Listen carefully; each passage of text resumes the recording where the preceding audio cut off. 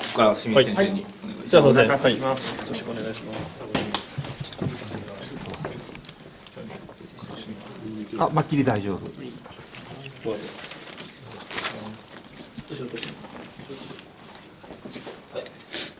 こっち来てもいいよ。こっち来てもいいよ。ですね。血がすごい。あっちもいいですか。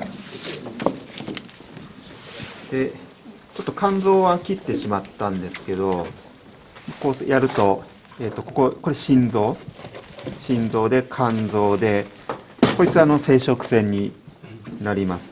で、生殖腺ちょっと出した方がいいかな。あ、はい、じゃあですね。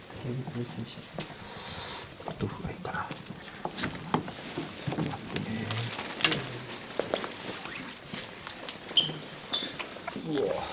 どうしよう。どうふうにやる。あ、ちょっと待ってね。あ、多分取り出すのが結構難しいので、こいつ幽門水あって、で胃袋のところこのまるっきり空っぽになって、だからもう餌食べてないっていう状態がわかるかと思います。これ脾臓か。で生殖腺の方はまだちょっと精子残っているんだけども、こっち側がもうないので、何回か縫製はしていて、でそれの状態で今、取ってきたやつだと思います。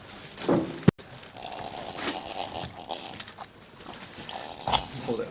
両方右だよ。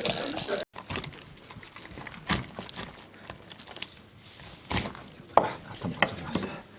で今からですね、ここ、鼻があって、で中枢神経系につながっているところ、そこを露出していこうと思います。これ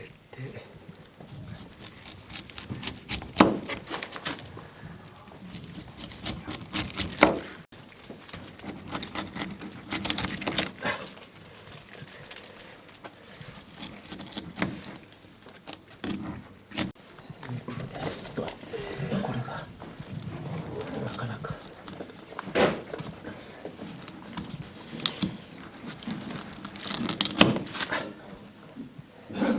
いや、多分切れ味を入れたのかな。それは単純に硬いね。硬いね。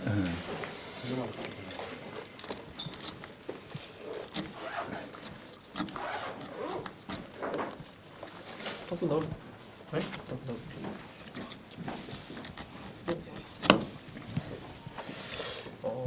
大体ですね、ちょっとちっちゃくて見えづらいと思うんですけれども、今脳を露出した形になってます。で鼻のところ、球房から嗅神経が伸びていて、でここの脳の先端のところで嗅球っていうところにつながって、周脳で、これ視外、これ小脳で延髄っていうふうにつながっています。でこっちの方で鼻から神経が伸びていって、ここでいくつかの部位に分かれてるのっていうのがちょっと見えづらいと思うんですけどあって、で嗅球収納視外、小脳で延髄っていうふうにつながっています。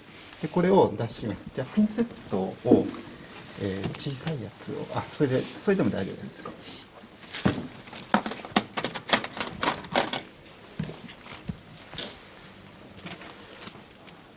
で解剖するときは、今これ延髄出てるんですけども、今度は目の方が脳の下のところに交差してつながってるので、これをちょっと向いていく形でやると、今度は、視神経が、このままやっても取れないんです。視神経がつながっているので、視神経を、切ってやると。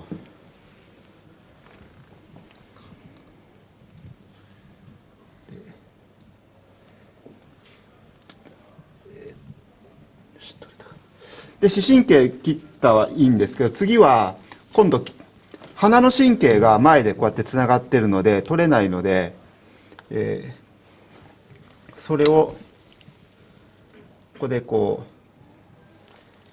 切れ目をやって切ってやると。そしたら一応延髄と視神経と鼻を嗅神経を取ってやってるので向けて取れてくるはずすげえ。で、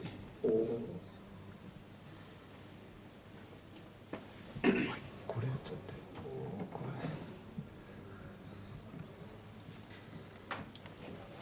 こんな感じで、じゃあちょっと見せてあげてください。でこっちの方はですね、今脳をこうペロッとめくった形で、脳のすぐの下にはね、脳下垂体といういろんなホルモンを分泌する器官があるんですけれども、この埋まっているこのちっちゃい豆みたいな丸いのが頭のところに埋まっているんですが、ここで生殖腺を、刺激するホルモンであるとか、それこそさっきの淡水に適応するためのホルモンとか、いろいろ体の中枢のやつがこの、埋まっている豆みたいな丸いのが骨の中に埋まってるんですけども、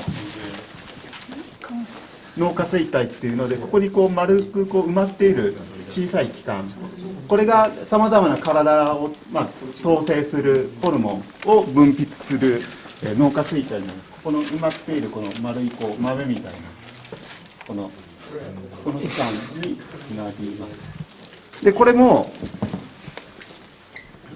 クリッと取ることができて、下垂体に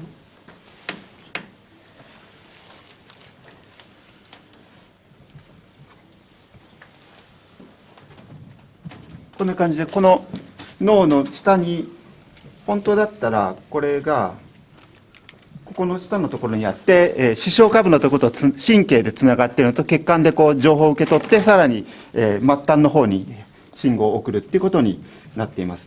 で